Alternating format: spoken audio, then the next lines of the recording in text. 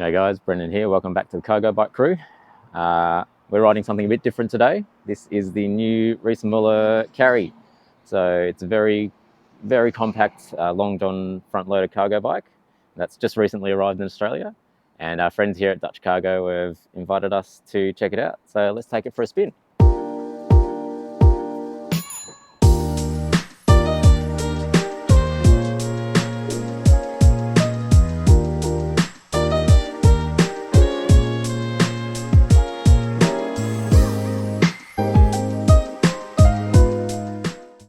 All right, here it is, the new Carrie. I love the size. It's so compact. It's 209 centimeters long, which is barely longer than a large mountain bike these days. And it can fold down from about 75 centimeters here. Pull these levers down to 45 centimeters. So it can fit into really narrow spaces like this,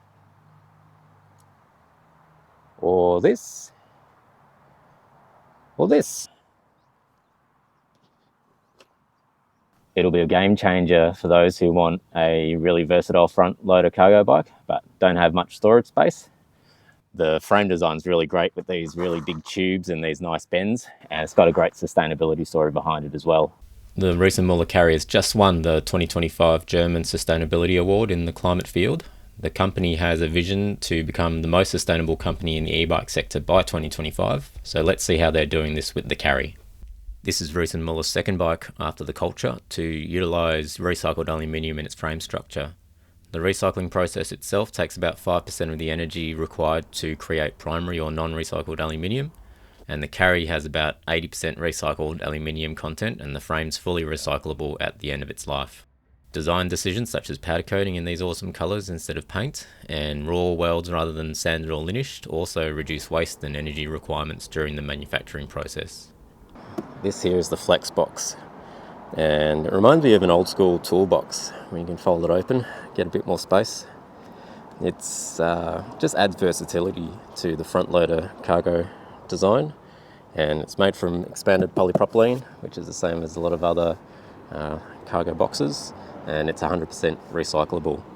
So when it's closed, you can keep things away from prying eyes, keep it out of the weather, and you can fit a 30 by 40 crate in the bottom of the box. To open it, you just flick this latch. Can't do it one-handed, so excuse this. Just open the lid, and here we go. So yeah, open it up, and you can see there's space on top for a larger 60 by 40 crate. And then here you've got the folding kids seats, so they unfold automatically. 2 seat belts, or you can just slide them into the middle. If you've got one kid, a kid can sit in the middle like that.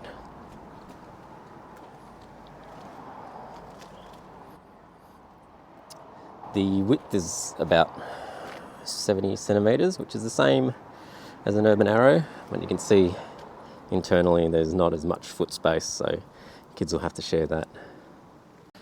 So we can adjust the stem like this.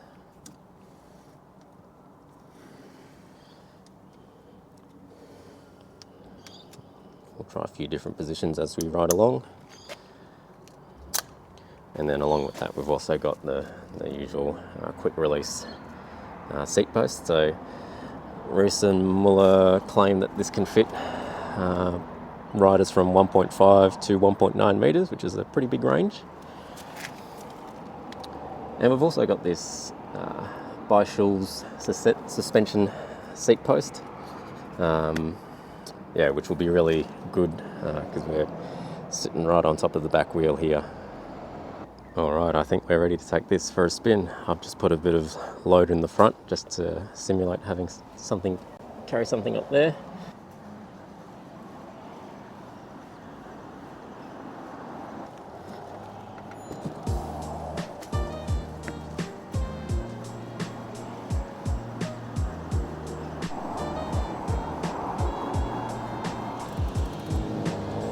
Alright, acceleration is really nice, braking is smooth, we don't have too much load here. These are the Magura MT4s. It sits at speed pretty well. I've got 62% battery and a range of 43 k's, so I'm in auto mode, so maybe 55 or 60 k's range on the 545 Bosch power pack. We'll just head over to the train station, so up this hill.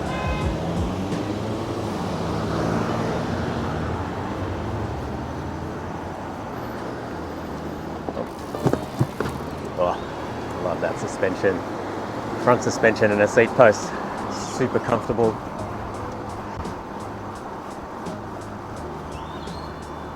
It's just sitting on 25 k's an hour here, really easy. Oh, look at this. Squeezing through easy.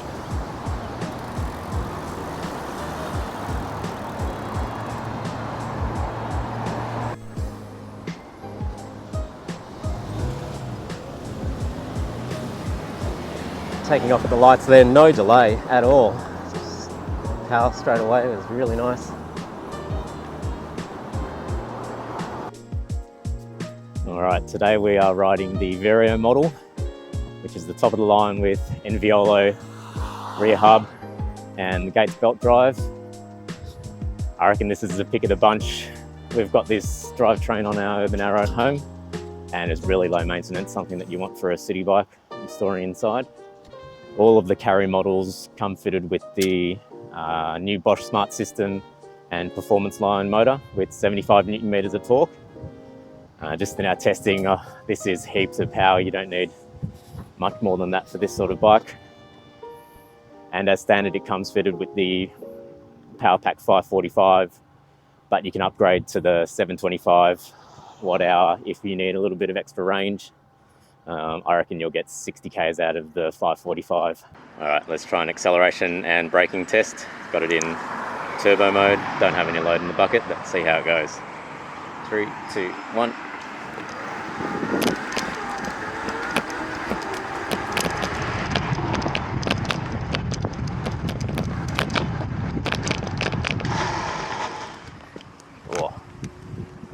This is such a cool little bike. Love the environmental story. Not enough mainstream bikes using recycled aluminium. It's got really agile steering with the small wheels, but still feels really planted at speed. Yeah, I love the size of it as well. So let's go see how it fits into our daily life.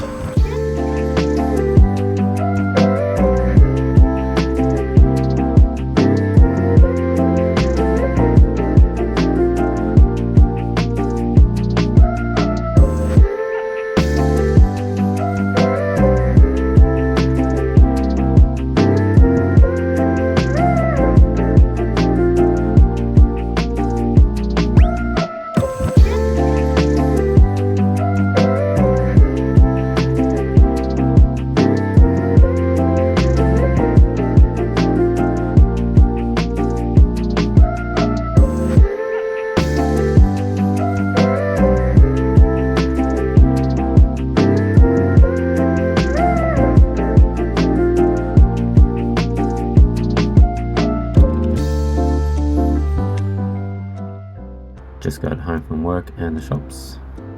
Got 9% battery left. We've got 5k's left in auto mode. We've done about 56 k's on this charge. So yeah, you can squeeze just about 60 k's out of the 545 power pack. Okay, so what do we think?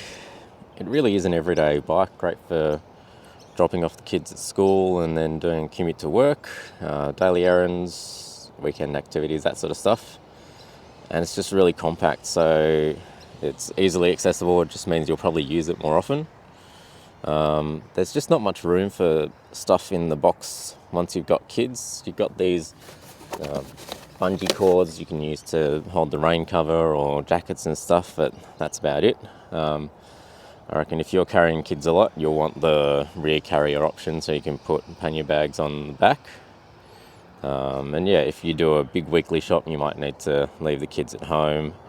Then you can fit 2 crates in the front and 2 bags on the back, and that should be heaps of shopping for an average family. Alright, 3 things that I didn't like so much, not deal breakers, but maybe something for Carrie version 2. These seat belts are really fiddly. They're mounted quite low and just at one point, so they tend to fall off the shoulders of the kid as you're running along. If you've got one kid in the middle, what I found is you can sort of cross them over, so you've got it sort of that orientation behind their back and clip it in, and that really helps to keep it on their shoulders, or something like a chest clip would help as well.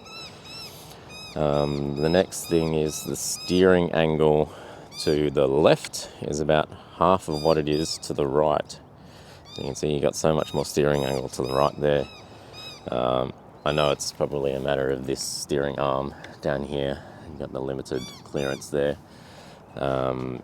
Not an issue in day-to-day riding at all. I never had an issue while steering, but just when you're parking, it can catch you out. And then finally, the standover height here, you can see that bar is quite high compared to things like the Urban Arrow, for instance, is really low. It's not too bad. It's just a bit of a stretch. You have to make sure you aim your foot for the gap there, or you can swing your leg over the top of that. Definitely, if you change that suspension seat post for a dropper post, that'll help a lot if you're a shorter person. Alrighty, let's have a look and see where the Carrie sits compared to other cargo bikes in the market. This model, as tested, the Vario, was just over $12,000 with all the accessories. Now, much of that cost is in the recycled aluminium frame. It's pretty rare for someone to be producing a bike in this material, especially mass-produced. So there's a fair bit of R&D cost behind it.